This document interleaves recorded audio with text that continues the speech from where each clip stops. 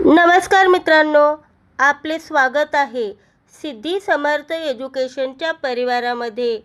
आज आपण पाहणार आहोत लोकशाहीर अण्णाभाऊ साठे यांच्या जयंतीनिमित्त अप्रतिम भाषण मराठीमध्ये। चला तर मग सुरू करूया। अध्यक्ष महोदय, गुरुजन वर्ग आणि माझ्या बालमित्रांनो, सर्वांना नमस्कार।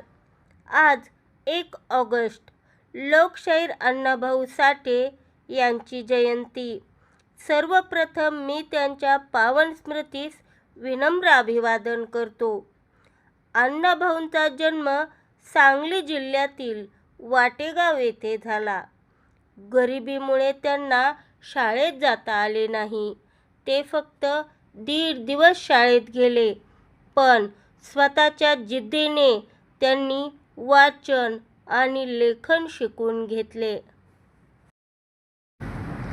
अण्णाभाऊ साठे हे थोर समाजसुधारक, लेखक आणि लोकशाहीर होते। त्यांनी आपल्या पोवाड्यांच्या आणि साहित्याच्या माध्यमातून कष्टकरी, कामगार आणि गरीब लोकांच्या दुःखाला वाचा फोडली। संयुक्त महाराष्ट्राच्या चळवळीतही त्यांचे योगदान खूप मोठे होते। त्यांनी फकिरा या प्रसिद्ध कादंबरीसह अनेक पुस्तके आणि पोवाडे लिहिले। ही पृथ्वी कामगारांच्या आणि कष्टकऱ्यांच्या तळहातावर तरलेली आहे, हा त्यांचा विचार आजही आपल्या सर्वांना प्रेरणा देतो।